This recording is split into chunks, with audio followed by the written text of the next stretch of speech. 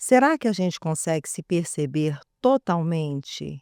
Será que nós sempre temos consciência do que fazemos, do que pensamos, de como funcionamos? O que você acha, Lívia? Essa é uma questão difícil da gente trabalhar, mas nós vamos lá, Tati, porque eu sei que tem conteúdo aí para muita coisa. Como é que essa história da autopercepção, já que é o valor do mês que nós estamos trabalhando aqui, como é que isso se dá? Você contou lá no outro vídeo nosso sobre a gênese, o nascimento da autorresponsabilidade e da autopercepção, já que você traz tantos bebês e isso ilustra tão bem para nós. A autopercepção, ela tem a ver com nós conseguirmos identificar o que nós sentimos. E também como isso impacta as nossas relações, a nossa vida, o que nós provocamos no outro, porque nós somos seres sociáveis. Então é muito difícil, Lívia, da gente pensar que enclausurados viveríamos melhor, né. Existe uma troca que engrandece, uma troca que enriquece as relações, mas essa troca, justamente por não ser numa medida exata que cabe dentro de nós, é uma troca também que envolve as diferenças, que envolve conflitos, que envolve sentimentos que nem sempre são agradáveis. Então, nesse sentido, a autopercepção é conseguirmos voltar o nosso olhar para nós mesmos, desenvolver o nosso contato com o nosso mundo interno. Não somos 100% donos de nós mesmos, né. A psicanálise nos ensina isso muito bem, somos regidos pelo nosso inconsciente, fazemos coisas que não sabemos por quê, caímos em repetições que pensamos: "Por que que eu estou vivendo isso de novo?".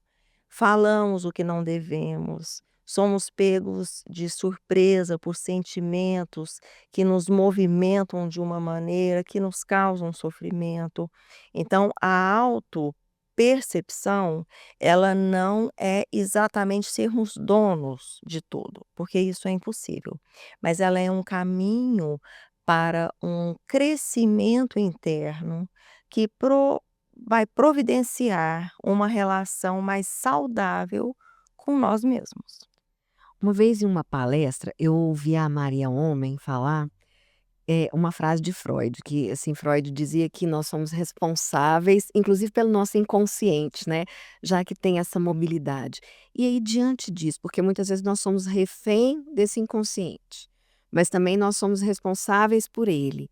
Como é que fica essa dualidade aí dentro desse processo, Isso, essa Tati? essa frase do Freud, ela é muito profunda, né, eu acho que ela traz reflexões muito importantes, porque ele faz um questionamento, né, quanto nós somos responsáveis pelas bagunças que nós mesmos provocamos e nos queixamos, né, o que que a gente tem a ver com isso?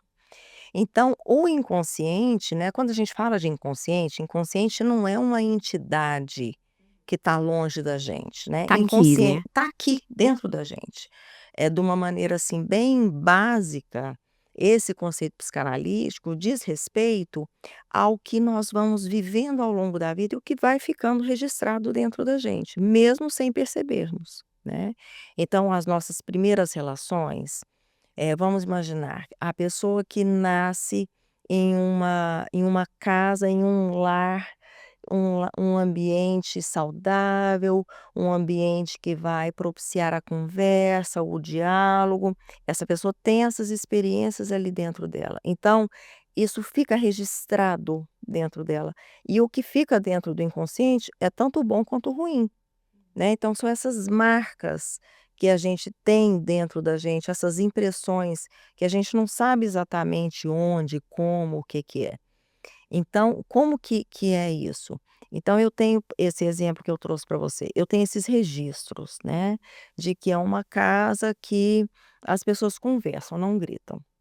Talvez já uma outra pessoa cresceu em um ambiente muito desfavorável, com muitos conflitos, com muitas com muita gritaria, com muito xingamento, essa pessoa tem ali dentro dela também as mesmas marcas. Ela registrou que essa é uma maneira possível de se viver, que esse também é um lar possível. Essa pessoa provavelmente, quando ela tiver um relacionamento, se for um relacionamento a 2, né, um relacionamento amoroso, mais intempestivo, mais violento, ela tem ali dentro dela que essa é uma maneira de se relacionar. Ela quer que seja assim? Não exatamente, mas ela tem assim: "Se é possível, tem esse jeito também". Isso está lá no inconsciente dela, esse registro. Não é que ela vai atrás para viver isso, mas ela tem essa possibilidade. A pessoa que não tem essa experiência, essa vivência, provavelmente ela vai se sentir muito mais desorganizada e atacada em um ambiente assim. Então é por isso que a gente fala que o consciente está dentro da gente e ele direciona as nossas escolhas, ele direciona a nossa maneira de agir com o outro. Então, ser responsável pelo inconsciente é, de uma certa forma, ter conhecimento de que existe muito mais dentro de mim do que eu me dou conta. E se existe muito mais dentro de mim, eu tenho que ter essa capacidade, essa curiosidade de remexer nisso, de tentar entender por que eu funciono desse jeito, por que eu faço essas escolhas, por que eu repito algumas coisas da minha vida. Eu saio de uma postura comandada exatamente pelo inconsciente para tentar trazer alguma razão para entender qual é o meu lugar, como que eu me relaciono com o mundo?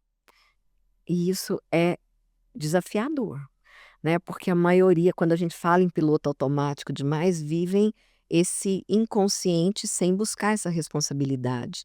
Mas e aí, isso me atiçou e me aguçou aqui uma outra questão. Como é que se dá, então, dentro desse processo de autopercepção, esse processo de autoestima e de autocuidado? Como isso acontece? Uma pessoa que ela tem uma autopercepção maior, que ela busca entender esse inconsciente, né, não ser levada por ele, ela se cuida mais? Ela tem uma autoestima maior? Ela tem, sem dúvida, uma tendência maior para se cuidar, né, isso sim. Uma coisa é muito ligada à outra, né, Lívia, a energia psíquica que a gente, desemboca em uma coisa ou outra, ela diz muito respeito à nossa disposição de estar no mundo. Então a pessoa que ela tem, essa estima, como você falou, mais fortalecida, existe uma chance grande dela também ter uma capacidade reflexiva maior.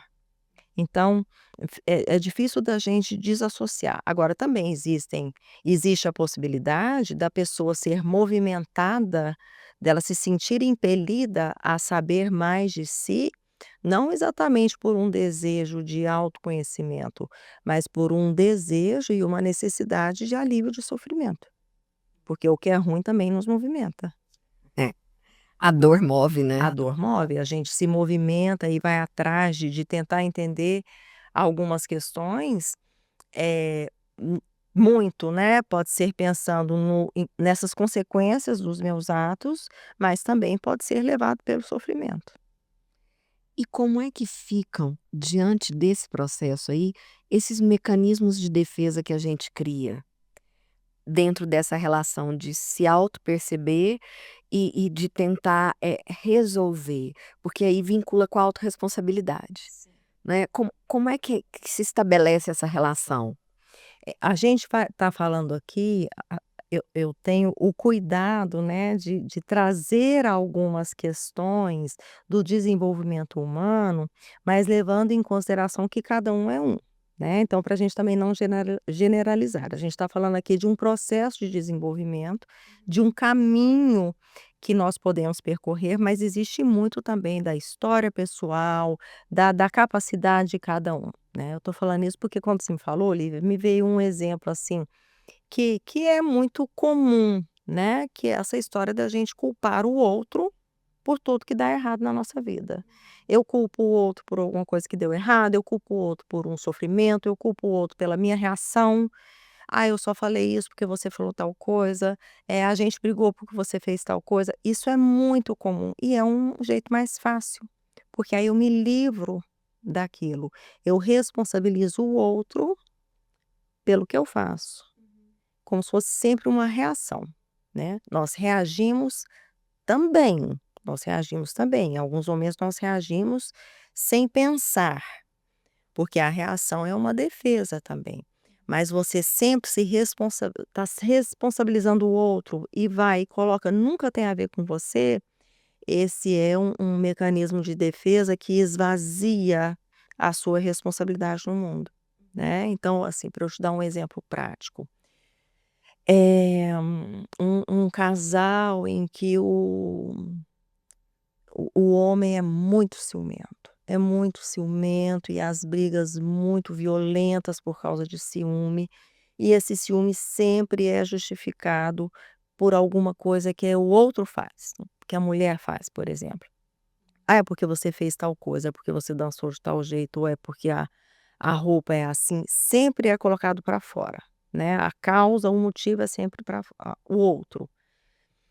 Eh Viveu isso em um relacionamento, viveu isso em outro relacionamento, e o ciúme está sempre ali corroendo a relação, né, causando discórdia, sofrimento. Chega uma hora que se a gente consegue pensar sobre isso, será que o ciúme é sempre do outro? Né, será que o outro se você sempre escolhe pessoas que te desrespeitam? Esse é um jeito da gente colocar a culpa no outro, esse é um exemplo clássico, né. E como que é se a pessoa consegue chegar em um lugar diferente? Perceber que realmente existe ali uma insegurança, que existe uma história, por exemplo, de desrespeito na família, de traição, se existe, uma relação que sempre foi objetificada, né, de sempre tratar o outro como objeto e tudo pode ser descartado. Quando a pessoa consegue pensar, ela sente o ciúme, isso tá ali dentro dela, mas ela consegue pensar que o ciúme é dela e que existe um motivo para aquilo, talvez, com sorte, né, ela deixa de culpar o outro. Ela deixa de enxergar o outro sempre como provocação. Então, assim, a gente divide um pouco o que acontece na relação, né. É uma atitude mais responsável e, assim, ela cuida mais, ela se cuida mais e cuida mais da relação também.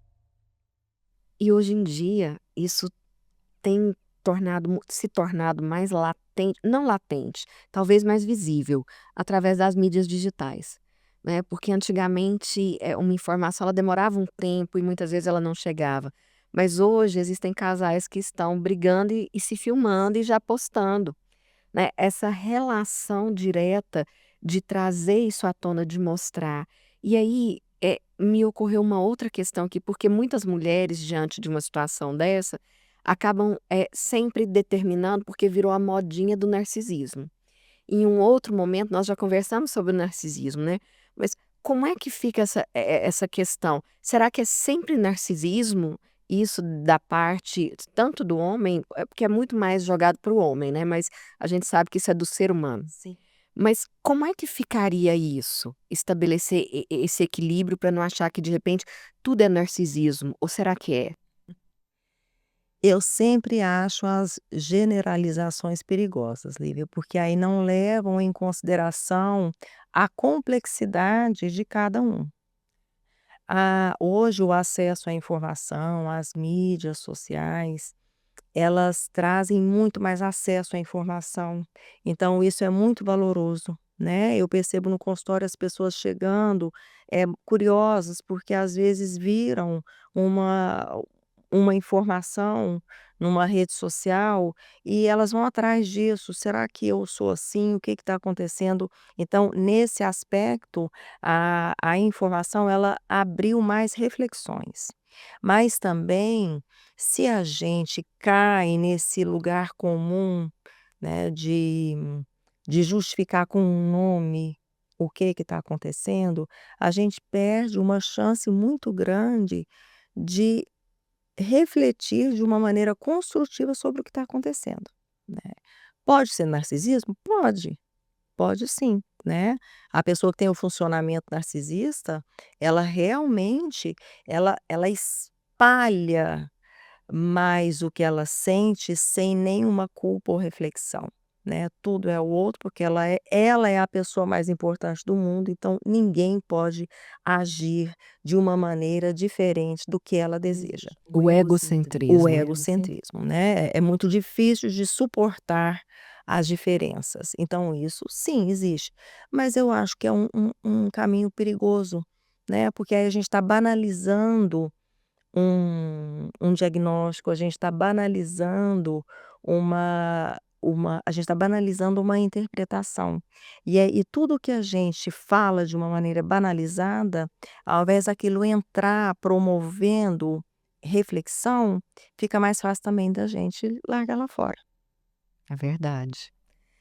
E, Tati, encaminhando já para os nossos finais aqui, que dica que você daria para quem está nos ouvindo aqui, nos assistindo, para poder desenvolver essa autopercepção de uma forma mais consciente e autorresponsável?